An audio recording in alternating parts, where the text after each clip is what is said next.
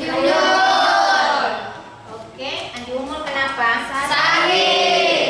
Sebelum memulai pembelajaran, marilah kita bersama-sama berdoa. Doa mulai.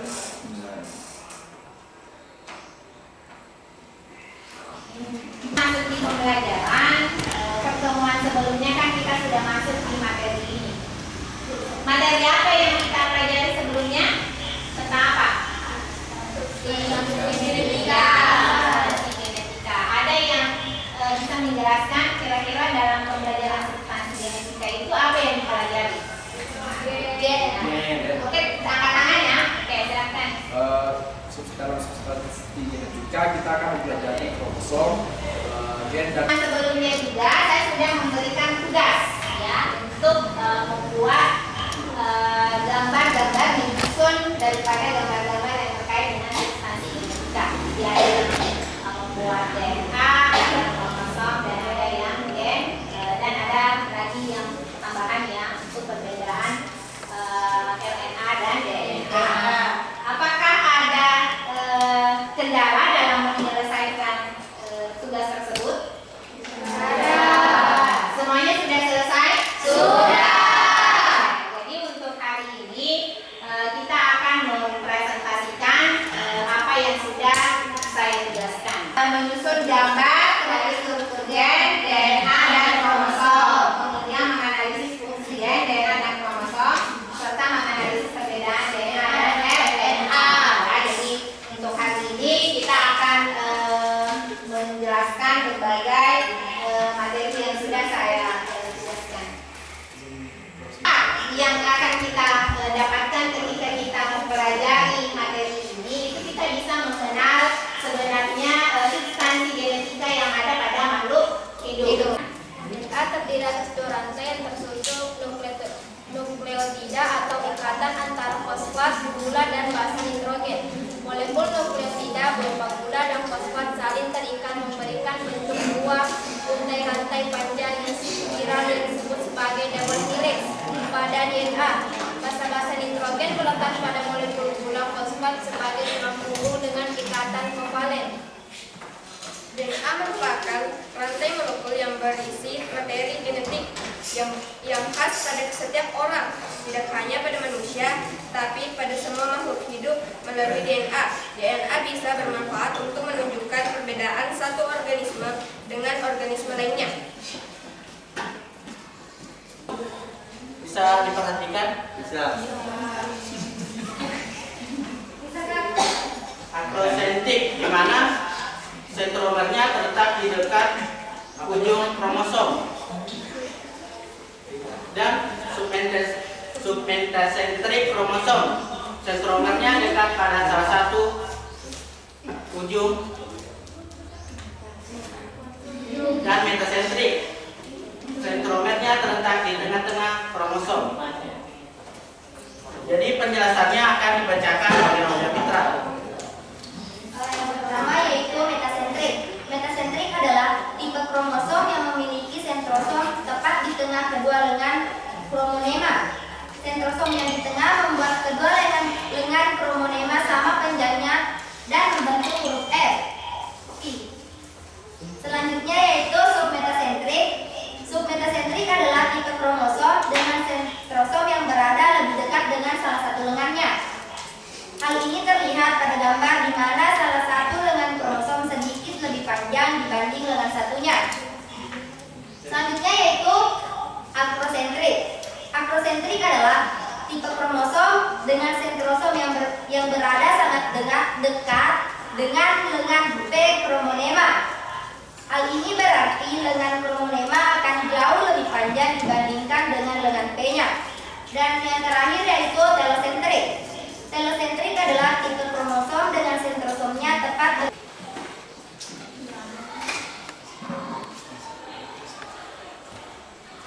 Fungsi DNA. DNA berperan sebagai pembawa informasi genetik dari satu generasi ke generasi lain.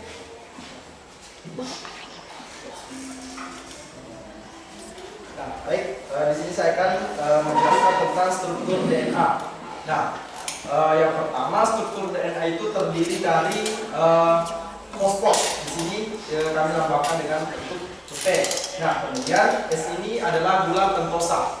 Nah, di sini A dengan T ini adalah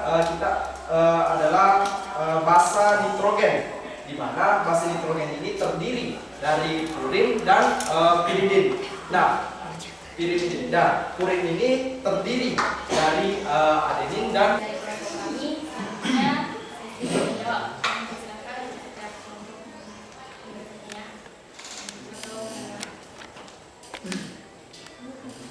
ini biasanya tes DNA itu diambil dari sampel darah.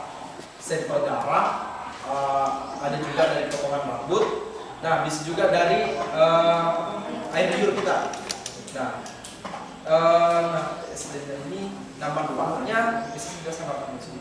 Nah, manfaat dari tes DNA ini untuk kita mengetahui misalnya ada anak yang tertukar. Nah, kita tes DNA antara ibu, ayah, kemudian dengan anak ini apakah benar anak ini adalah anaknya, atau kita analisis dengan korban bencana.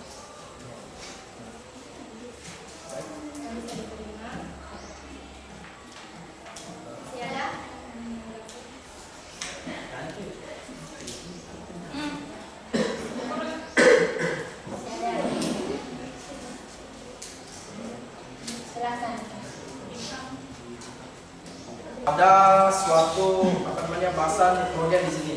Nah, jika terjadi suatu kesalahan, itulah biasanya terdapat kita bisa temukan sifat-sifat yang tidak normal dalam suatu sistemnya.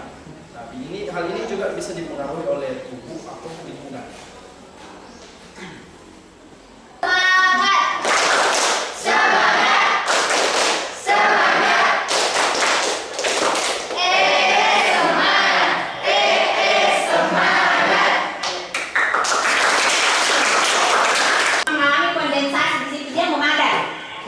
Jadi pada saat ini terjadi pembelahan sel, itu benang-benang ini itu disebut kalau dalam DNA itu adalah kromosom. Jadi kromosom ini panjang. Jadi kalau dalam materinya itu pernah dijelaskan bahwa DNA itu tersusun dari, tadi sudah dipaparkan ya, DNA itu tersusun dari basa nitrogen, fosfat, dan gula pentosa. Nitrogen itu terdiri dari adenin dan guanin, kemudian sitosin dan timin. Ya, jadi nanti akan dijelaskan kembali. Jadi kromosom itu dia seperti huruf S. Ya. Jadi seperti huruf S, kemudian dianalogikan seperti gulungan benang. Kalau dilentangkan benangnya itu akan panjang, itu adalah DNA. Kemudian di situ nanti akan tersusun gen-gen yang memberikan karakteristik pada makhluk hidup, baik secara fisik ataupun non fisik. Contohnya ya, misalnya kalau fisik itu kan ada orang yang hidungnya mancung, ada yang tidak, ada yang rambutnya keriting, ada yang rambutnya lurus. Rambut keriting dengan lurus itu kan yang memperlihatkan bahwa gennya itu gennya pada bentuk rambut, tapi susunan pada orang-orang itu yang berbeda, sehingga ada yang keriting, ada yang lurus. Oke, kemudian ada warna putih. Ini juga berbeda. Gennya sama tapi urutan DNA-nya yang berbeda. Ya. Jadi pada setiap makhluk hidup itu perangkat gennya itu ya, jadi materi genetiknya itu sama, yang berbeda itu adalah urutan DNA-nya ya. Kromosom itu memiliki struktur, ada sentromer itu yang bagian tengahnya ya, kemudian ada telomer atau ligamen ya. Jadi terdiri dari telosentrik itu ketika misalnya sentromernya itu berada tepat pada ujung lengan. Kemudian akrosentrik itu berada di dekat lengan, di dekat ujung lengan, ya. Sentromernya berada di dekat ujung lengan. Kemudian submetasentrik itu berada di dekat pertengahan, ya. Jadi kemudian sentromer pas, metasentrik, sentromernya pas berada di bagian tepat di tengah, ya. Jadi ini yang membedakan. Kenapa berbeda seperti ini? Karena bentuk-bentuk kromosom pada manusia itu beda-beda. Ada kromosom tubuh, ada kromosom seks atau kromosom kelamin. Ya. Jadi kromosom kelamin itu kalau laki-laki tadi apa? XY. Kalau perempuan XX. Ya, jadi kromosom seks itu terdapat di sel apa? Pada laki-laki. Sperma. Ya, pada sperma. Kalau pada perempuan Ovarium. Kenapa ovarium? Sel telur. Bohong ya, bukan ovarium. Ovarium itu tempatnya sel telur. Ya. Nah, kalau pada manusia itu kan Dari yang tadi yang sudah dijelaskan, kesimpulannya yang bisa saya dapat dari materi DNA, yakni yang pertama, DNA ini terdiri dari fosfat dan glukosa, kemudian basa nitrogen. Basa nitrogen ini juga terbagi-bagi. Nah, kemudian Penggal DNA yang menentukan sifat individu melalui pembentukan polipeptida. Jadi gen berperan penting dalam mengontrol sifat-sifat individu. bisa membuka link yang saya kirimkan di grup belajarnya. Silakan untuk dijawab ya. Yang kuis ibu? Hah? Yang kuis? Ya, yang kuis ya. Ada untuk pertanyaan pilihan ganda. Jadi ini sebagai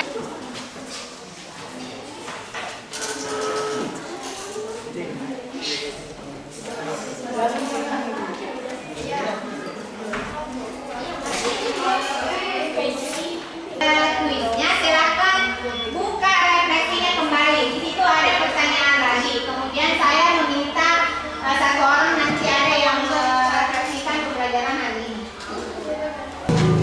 Aku refleksi. Ya, isi refleksinya ya.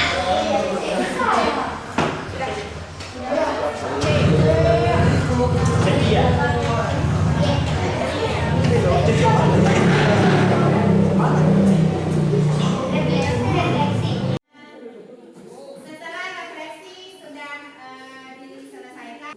Jadi dari materi tadi yang bisa saya tangkap adalah tentang struktur, letak dan fungsi DNA serta bagaimana itu bentuk sentromata dan pasangan basa nitrogen.